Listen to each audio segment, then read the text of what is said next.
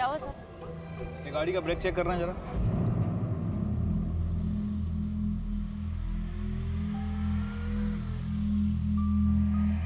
अच्छा स्वाति, किसी कविता को जानती हो तुम? हाँ जानती है ना मैं उसको साहब, उसकी स्कूटी दरिज बनने आती है। अभी थोड़े दिन पहले ही चाहिए थी, बना के रखा था, फिर पता नहीं अचानक उसका फोन आया रात को कि वो किधर अटक गई है। तो तुम स्कूटी डिलीवरी करने गई थी ना साहब। उसके बाद क्या हुआ? फिर कुछ नहीं साहब, मैं उधर गई पर वो किधर मेरे को दिखी नहीं। फिर मैं थोड़ी देर उधर रुकी, उसको बहुत फोन लगाया, वो फोन नहीं उठाई। तो अभी कितनी देर में रुकती उधर, फिर मैं आ गई। और तरुण? तरुण था क्या कविता के साथ? तो जाती है ना तरुण को? हाँ जानती है ना साहब, ये भी इधर ही चाहता है अपनी बाइक लेके सर्विस के लिए। बाइक या कार? नहीं कार तो नहीं साहब, बाइक ही है बस उसके पास।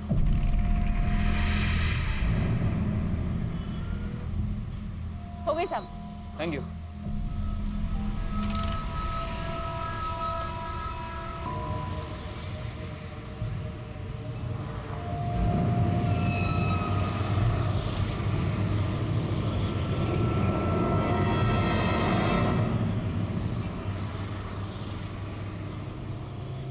सर, कोई कंक्रीट इन्फॉर्मेशन नहीं है, लेकिन एक बात तो है राणे, कविता और तरुण इन दोनों में से कोई एक तो झूठ बोल रहा है। सर गैरेज चलाने वाली लड़की स्वाति के हिसाब से उस रात उसने तरुण और कविता को एक साथ नहीं देखा था। सर स्वाति से बात करके ऐसा लग रहा है कि हमसे जरूर कुछ ना कुछ छुपा रही है। I mean, कविता उसकी रेगुलर क्लाइंट हो सकता है कि कविता के बारे में ऐसा कुछ जानती हो जो हमसे नहीं बता रही हो। और सर एक और अजीब बात, अगर तरुण ने वाकई कविता के साथ बदतमीजी की थी तो फिर कविता ने डायरेक्टली तरुण का नाम क्यों नहीं लिया? I mean, अपने बाप पर क्यों इल्जाम लगा रही थी? किसी पर शक है तुम्हें?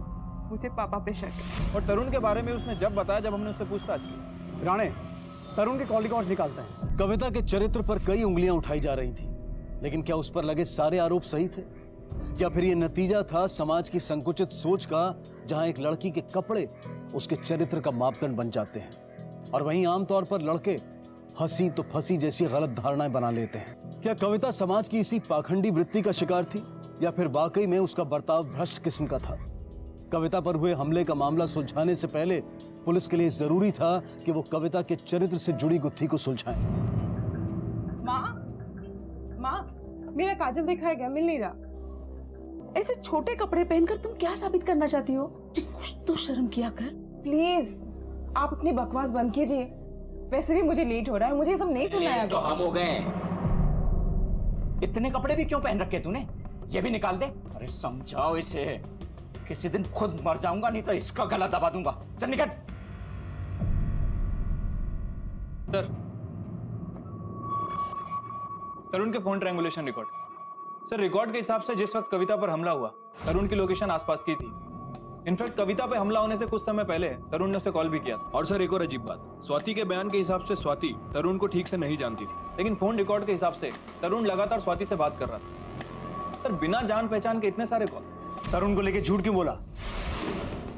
साहब वो मैं किसी लफड़े में नहीं फंसना चाहती थी साहब, बस इसलिए उस टाइम पे जो सही लगा वो बोल दिया मैं। तरुण और मेरे बीच में डील थी, मतलब वो बस मेरे गैराज से गाड़ियां लेके जाता था घूमने के लिए साहब, और कुछ नहीं। लेकिन साहब ये बात किसी को मालूम ना पड़े, ये करके बस डील थी साहब। सर मालूम पड़ जाता तो मेरा तो गैराज ही बंद हो जाता ना। मेरी वजह से ना पहले बहुत प्रॉब्लम हो चुका है, समझा क्या? अभी तू दोबारा मेरे को फोन नहीं करेगा। चल रख फोन। अरे लेकिन स्वाति मेरी बात तो सुन।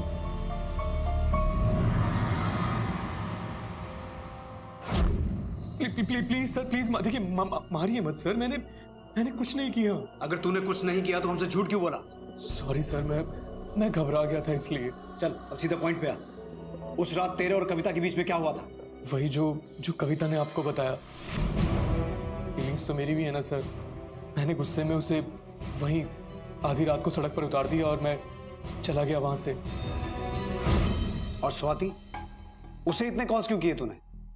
सब तरुण मेरे को अच्छा लगता था, वो मेरी इज्जत भी करता था साहब, हंस के बात करता था। लेकिन साहब मैं बहुत जल्दी समझ गई वो काहे के लिए ये सब करता था, ताकि मैं उसको अपने गैराज की गाड़ियों की चाबी देती रहूं लोगों के सामने स्टाइल मारने के लिए। साहब मैं प्यार में थी लेकिन अंधी नहीं थी। वो सिर्फ कविता को लॉन्ग ड्राइव पे ले जाने के लिए मेरे गैराज से गाड़ियां लेके जाता था साहब। तो तुम तरुण को पसंद करती थी और तरुण कविता के आगे पीछे चक्कर काटता था, तो ये भी तो हो सकता है कि मौका पाकर तुम्ही ने कविता पे हमला किया उसे अपने रास्ते से हटाने के लिए। आप कैसी बातें कर रहे हैं? मैं भला कविता पे क्यों हमला करेगी साहब? और साहब कविता तो बहुत अच्छी लड़की थी, तभी तो वो रात को जब फंसी थी मैं उसकी मदद करने गई। ये क्या है? ये क्या कर रहे हो आप? पागल हो गए क्या? ये तेरे 2 कौड़ी के कपड़े ना जला रहा हूं मैं। किसी लायक है तू? आप पहन के दिखा ये जले हुए कपड़े। आपका दिमाग खराब हो गया क्या? मेरे कपड़े। या तो अब ढंग के कपड़े पहन के घूम या फिर बिना कपड़ों के ही घूम। ऐसे भी ये तेरे लिए कुछ नया तो होगा नहीं।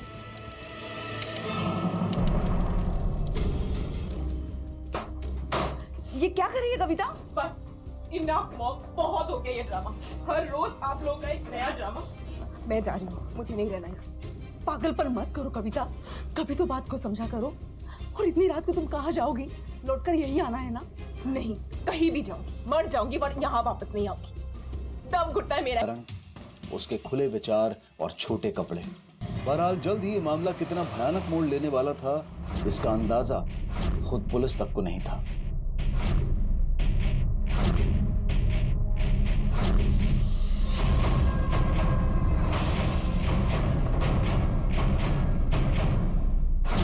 और ये बात आप लोग हमें आज बता रहे हैं? नहीं सर, हमें तो लगा था कि 1-2 दिन में घर वापस आ जाएगी।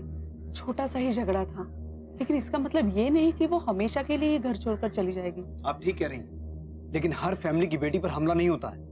आप लोगों को ज्यादा सतर्क रहना चाहिए था। सिचुएशन इतनी सीरियस है। और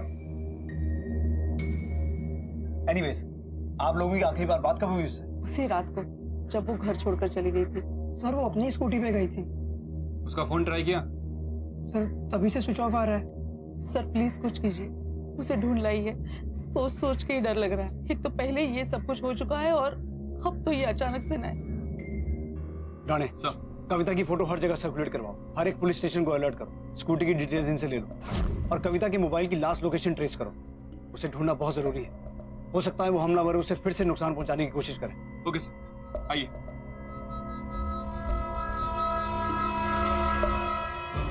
पुलिस ने कविता की फोटो हर जगह सर्कुलेट कर दी और वो कविता को पूरे शहर में ढूंढ रही थी, लेकिन पुलिस को कविता के गायब होने का कोई भी सुराग नहीं मिल पा रहा था।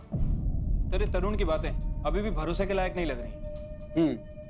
नजर रखनी होगी इस पर। और इस स्वाति देशमुख की भी पूरी बैकग्राउंड निकालो। Right sir. लेकिन सर, कविता अभी भी गायब है और उसकी कोई इन्फॉर्मेशन नहीं मिली। हो सकता है स्वाति के भाई प्रकाश ने इस काम में मदद की हो, या फिर इन दोनों भाई बहन ने मिलकर किसी तीसरी पार्टी से ये काम करवाया हो। भूलो मत राणे, अगर स्वाति तरुण को पसंद करती थी तो स्वाति का भाई प्रकाश भी चाहता था कि स्वाति की शादी जल्द से जल्द हो जाए। और स्वाति और तरुण के रिश्ते में एक ही रुकावट थी, कविता। लेकिन सर, कविता और तरुण, इन दोनों के बिहेवियर से तो ऐसा लग रहा है इनके बीच कुछ नहीं चल रहा था। सर, हो सकता है कि स्वाति हमें गुमराह करने की कोशिश कर रही है। तरुण को गाड़ियां देने के पीछे कुछ और ही रीजन। वो सिर्फ कविता को लॉन्ग ड्राइव पे ले जाने के लिए मेरे गैराज से गाड़ियां लेके जाता था साहब। या सर, ये भी हो सकता है कि कविता सच बोल रही है। उस पर जो हमला हुआ उसके पीछे उसके बाप राजेश जोशी कहाँ थे। फिलहाल तो हम किसी भी सस्पेक्ट को क्लीन चिट नहीं दे सकते, फिर भी इन सब के बारे में पूरी इंफॉर्मेशन निकालो, खासतौर पर स्वाति देशमुख के बारे में, तभी कुछ पता चलेगा। कविता के गायब होने के बाद ये केस और भी कॉम्प्लिकेटेड हो गया है। हमें कविता को जल्द से जल्द ढूंढना होगा। Okay sir.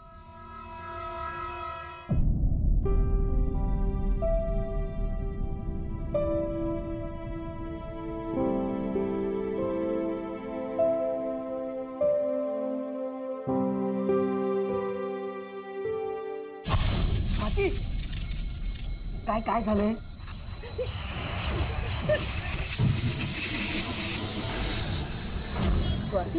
स्वाति को तो हम कई सालों से जानते हैं साहब। बड़े साफ दिल की लड़की है। थोड़ी अजीब सी है वो, बात बात पे आदमियों से झगड़ा करती है। अरे दे चाबी नहीं मिली। चाबी चाहिए? हिम्मत है तो अब चाबी छीन के दिखा दिखा। बहुत भाग भाग के काम करते रहती है। कभी गैरेज का काम करती है तो कभी अपने भाई को संभालने जाती है। साहब, आदमी देख के ही वो उस पर गिरने लगती है, तभी तो उसका काम धंधा इतना चल रहा है साहब। लेकिन तुझे इतना सब कैसे मालूम? मैंने देखा है सर, मेरे इतने सारे कस्टमर खा गई वो। सर आपने कहीं देखा है औरत को मैकेनिकगिरी करते हुए? उससे राय मांगी मैंने। एक बात बता, ये स्वाति का भाई जो प्रकाश है, कुछ जानता है इसके बारे में? सर अपन तो इन दोनों से दूर ही रहता है। ये दोनों भाई बहन ना एक नंबर के पागल है, सिर्फ मेरे साथ लड़ने के बहाने ढूंढते रहते हैं। सर मेरी बहन बहुत अच्छी है। वो शादी नहीं कर रही है क्योंकि उसे मेरी बहुत फिक्र है। उसके भाई की वजह से उसकी जिंदगी बर्बाद हो रही है, और कुछ नहीं सर। लेकिन आए दिन स्वाति का लोगों से झगड़ा होता रहता है, वो सब क्या है? सर हमारा धंधा ही कुछ ऐसा है, वर्कर लोग वरना तकलीफ देंगे, कस्टमर भी तकलीफ देंगे, तो सख्त तो होना ही पड़ता है।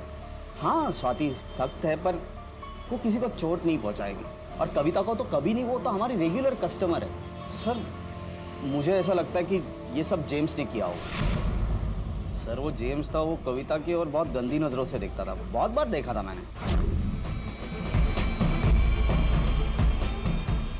अबे प्रकाश, क्या बकवास किए जा रहा है तू मेरे बारे में? क्या बोल रहा है तू? क्या बोल रहा हूँ झूठ बोल रहा है सर ये।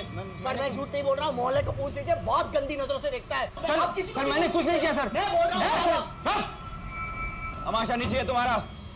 बोली तलाशी लो इन दोनों के गैरेज की। अरे सर ये क्या दादागिरी है? सर वारंट, सर्च वारंट कुछ तो होता है सर, रूल्स भी होते हैं कुछ। पहले सर्च वारंट लेके आइए। रूल सिखाएगा तू हमें? हाँ? सर्च वारंट चाहिए ना तुझे? जरूर दूंगा, लेकिन तेरे खिलाफ अगर एक भी सबूत मिल गया ना, बच नहीं पाएगा तू। आखिर क्या कारण था जिसकी वजह से जेम्स ने पुलिस को अपने गैराज की तलाशी लेने से रोका था? क्या छिपा रहा था? ये पेचीदा गुत्थी अब और उलझती जा रही थी। कविता के जरिए पुलिस स्वाति और तरुण तक जा पहुंची थी, और अब स्वाति के जरिए जेम्स तक। ये सभी आरोपी किसी न किसी तरह कविता से जुड़े थे।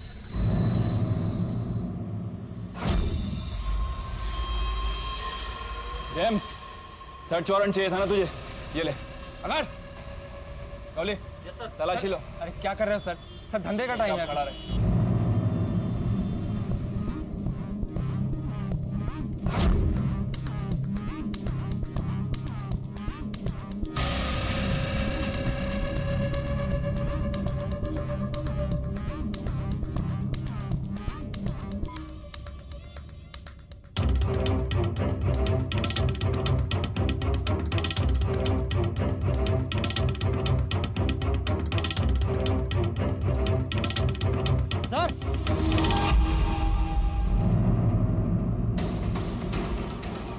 ऐसा लग रहा है कुछ दिन पहले ही खोदा गया।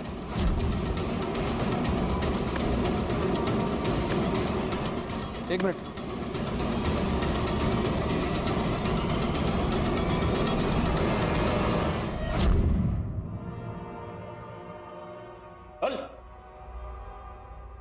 चल बोल, खुदाई क्यों की थी?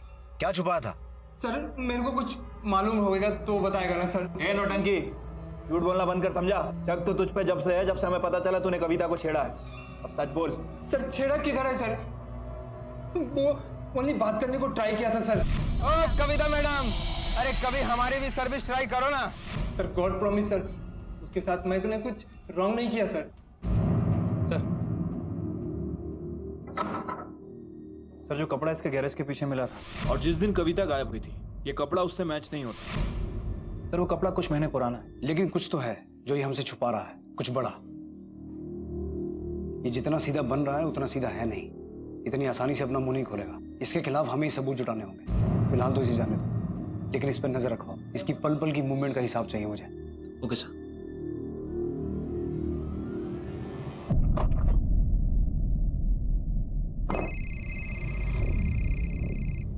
हेलो, क्या?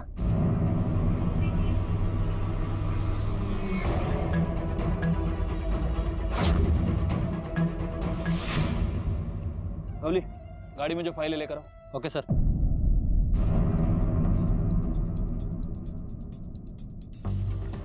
सर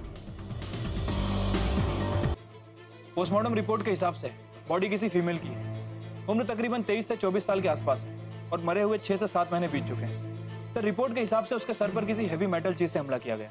काफी बुरी तरह से मारा गया था। और फोरेंसिक रिपोर्ट? सर आपका अंदाजा सही था। जो कपड़ा हमें गैरेज में मिला जिसके ऊपर खून के धब्बे थे, वो धब्बे इस डेड बॉडी से मैच करते हैं। इसका मतलब ये डेड बॉडी कविता की नहीं है, बल्कि किसी और लड़की की है। तुमने कहा इस विक्टिम को किसी हैवी मेटेलिक चीज से मारा गया था, तो वो मेटेलिक चीज गैराज में इस्तेमाल होने वाला रेंच या व्हील स्पैनर भी तो हो सकता है। तुझे नहीं पता तो किसे पता रे? डेड बॉडी पे जो कपड़ा है वो तेरे गैरेज में कैसे आया? बोल। सर मैंने तो फर्स्ट टाइम ही बोला था आपको कि कोई मेरे को ट्रैप करने की कोशिश कर रहा है साहब। ये मर्डर करना, बॉडी बड़ी करना, जलाने का सर, ये सब मेरे बस की बात नहीं है सर। सर मेरे को तो खून देखकर ही चक्कर आने को होता है सर। सर प्रॉमिस खा के बोलता है सर। ड्रामा बंद कर अपना। कविता कहाँ है और जो डेड बॉडी मिली है वो किस लड़की की है? क्या इस लड़की की तरह तूने कविता को भी मारा है? 23 साल की लड़की है, 6 महीने पहले मरी है वो। बोल, किसे मारा तूने? सर मैंने किसी को नहीं मारा सर, लेकिन हाँ सर, ये 23 साल वगैरह सुन के मुझे ऐसा लगता है कि मैं जानता है सर कि वो कौन है। कौन है? सर मेरी कजन थी सर, एक कैरल डिकोस्टा।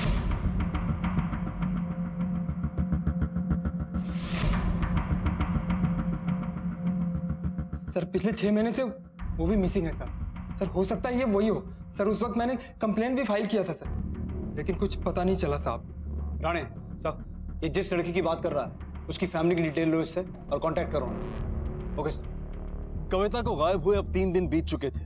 इस मामले की जांच के दौरान पुलिस के हाथ एक और लड़की की अधजली लाश लगी। 6 महीने पहले कत्ल का शिकार हुई ये लड़की आखिर कौन थी?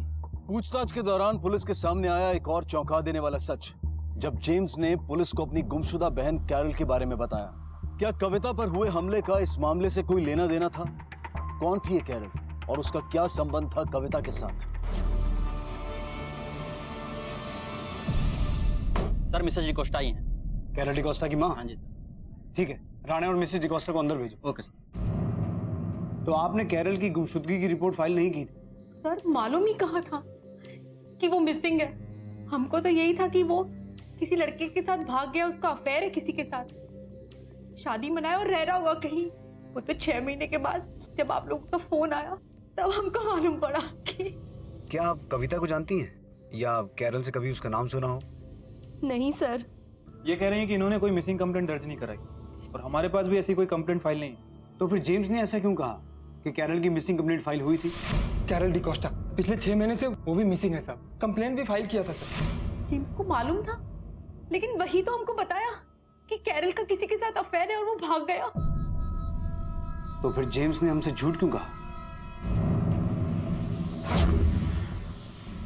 जेम्स भाई तो सुबह से दिखे नहीं साहब। सर उसको अंदर भी नहीं आता। ठीक है, तुम जाओ।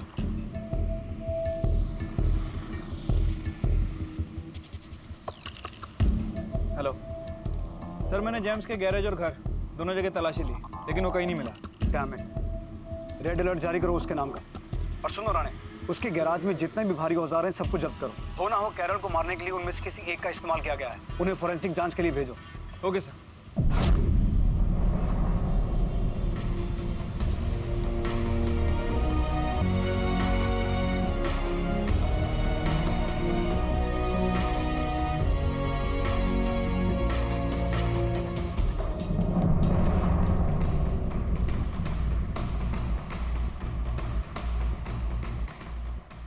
हेलो, क्या?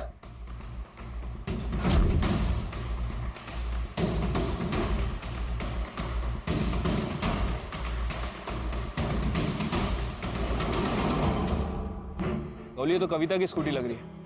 आसपास देखो, कुछ मिलता है क्या?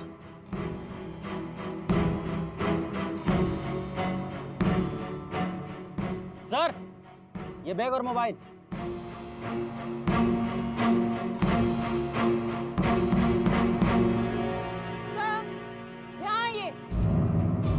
कविता मुझे छोड़ के नहीं जा सकती। मिस्टर जोशी, कविता के साथ जो भी हुआ बहुत बुरा हुआ। बुरा हुआ? क्या इतना बुरा हुआ? अच्छा हुआ जब मर गई, एक ही बार में चली गई। अरे चैन से जी सकूंगा अब मैं।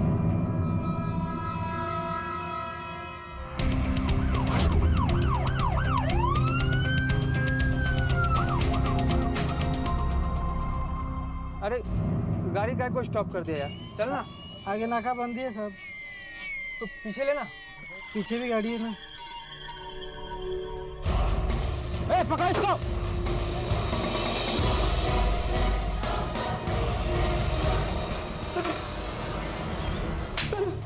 कैरल और कविता को क्यों मारा तूने? सर मैंने दोनों को नहीं मारा। वहां तूने कैरल की माँ को झूठ बोला कि वो किसी के साथ भाग गई है। क्या छुपा रहा था? तूने ही मारा ना उसे? बोल। सर मेरे को शर्म आने का सर। क्यों? उसको आदमी लोग नहीं औरत लोग अच्छे लगते थे सर। चक्कर था उसका सर उसी कमीनी स्वाति के साथ। साला हलकट, साला झूठ बोल रहा है साहब। औरत को नीचा दिखाने के लिए ये छत तक गिर जाएगा, मैं सोची नहीं थी। तो इसका मतलब तुम्हें कैरल की गुमशुदगी और मौत के बारे में कुछ नहीं मालूम? सब आती थी वो, इधर बैठती थी, बातें करती थी, चाय पीती थी सब, लेकिन एक दिन जेम्स के साथ उसका झगड़ा हुआ, उसके बाद वो इधर कभी दिखी ही नहीं। फिर एक दिन मेरे वर्कर ने बताया मेरे को कि किसी लड़के के साथ भाग गई है। हमें तुम्हारे गैरेज की तलाशी लेना। अरे ले लीजिए साहब। गौली,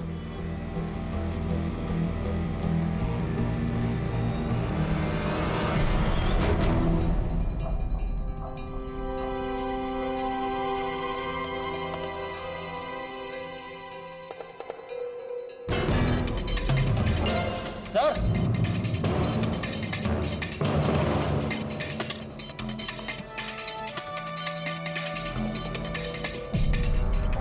सर फॉरेंसिक रिपोर्ट आ गई है।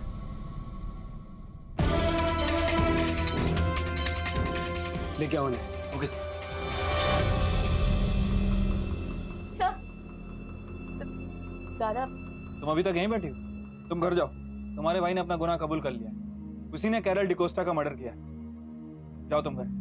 अडेल, घर छोड़ के इनको, ठीक है? सर, क्या हुआ?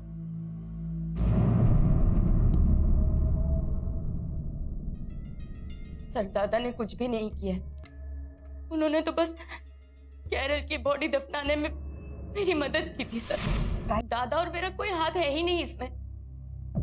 कैरल ने स्वाति के समलैंगिक होने की गलत धारणा बना ली और अपने समलैंगिक होने का राज उसे बता बैठी, और अपने इसी राज के दुनिया के सामने आने के डर की वजह से कैरल ने स्वाति पर हमला कर दिया। कैरल को डर था समाज के विरोध का। बहरहाल कविता पर हुआ हमला और उसकी हत्या अब भी पुलिस के लिए एक पहेली बनी हुई थी, और अचानक पुलिस के हाथ इस तहकीकात में एक लीड लगी। सर अजीब बात है, कविता के मामले में हमें जिन जिन लोगों पर शक था सारे के सारे कैरल से कनेक्टेड निकले। और सर तरुण, वो अभी भी इस बात पर अड़ा हुआ है कि कविता से झगड़ा होने के बाद उसने उससे कांटेक्ट तोड़ दिया और उसका बयान वेरीफाई भी किया है। क्या हुआ सर?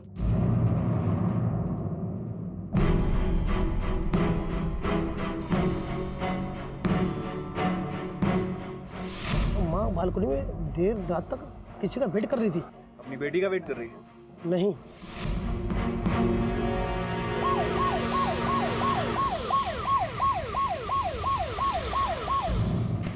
सर क्या है ये सब?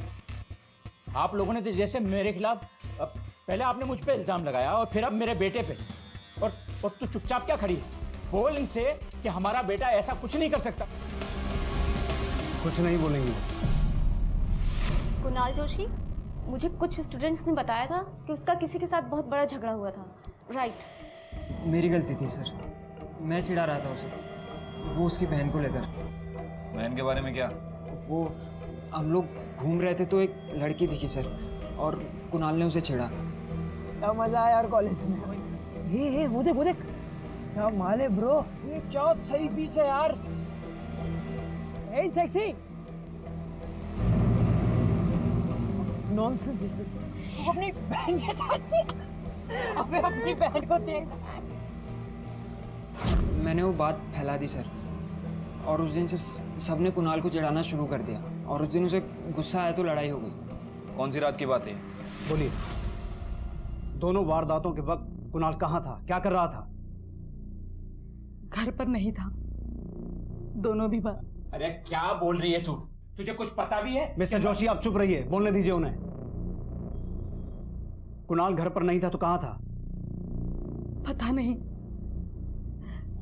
लेकिन वो कविता से नाराज था।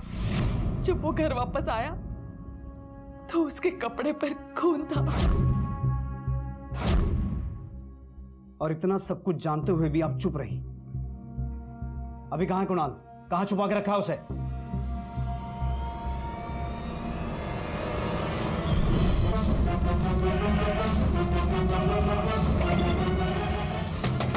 कुणाल, दरवाजा खोलो। राणे, दरवाजा लॉक है, तोड़ो। एक तरफ कुणाल ने खुदकुशी के जरिए अपना गुनाह कबूल किया, दूसरी तरफ पुलिस द्वारा बरामद किए गए खून से सने पत्थर पर कविता के खून के साथ साथ कुणाल के फिंगरप्रिंट्स भी मिले, और कुणाल के फोन रिकॉर्ड से भी इस बात की पुष्टि हो गई कि हत्या के दौरान कुणाल उसी जगह पर मौजूद था जहां कविता की लाश मिली। हत्या से पहले कविता पर हुआ हमला भी कुणाल ने ही किया था, शायद कविता को एक चेतावनी देने के इरादे से, और पुलिस को गुमराह करने के लिए बाद में उसने कविता के कपड़े तक फाड़ दिए। कविता एक मेहनती और होनहार लड़की थी जिसे समाज ने, यहां तक कि उसके अपने परिवार ने गलत समझा, और बदकिस्मती से इसी गलतफहमी का और उससे जुड़ी शर्मिंदगी का शिकार बन कुणाल ने अपने ही हाथों अपनी बहन की बेरहमी से हत्या कर दी। मना किया था ना मेरे पीछे आने को, क्यों आया है? आपको लेना है, सब घर चलो। कुणाल मुझे नहीं जाना है घर। अरे पागल हो गए हो क्या आप? समझता नहीं बार कहा तो। कुणाल तुम मुझे मत सिखा, निकल यहाँ से। कहाँ छोटे छोटे कपड़े पहन के रात को काम पे जाती हो? शर्म है? पापा बनने की कोशिश मत कर। चार धारा से बौखलाई कैरल ने स्वाति की जान लेने की कोशिश की और बदकिस्मती से स्वाति के हाथों अपनी ही जान खो बैठी। इस गुनाह के लिए स्वाति को हिरासत में लिया गया और साथ ही उसके भाई प्रकाश को भी जुर्म को छिपाने के लिए दोषी पाया गया। बेशक किसी के बारे में अपनी राय रखें, लेकिन उस राय की वजह से किसी के चरित्र पर सवाल करना और उससे संबंधित अफवाहें फैलाना गलत है, निंदनीय है। अब मैं अनूप सोनी आपसे विदा लेता हूं, फिर मुलाकात होगी अगले एपिसोड में एक और चौंका देने वाले केस के साथ। तब तक अपना और अपने परिवार का ख्याल रखें और देखते रहें क्राइम पेट्रोल डायल 100। सबक एक को सीख हम सबको। जय।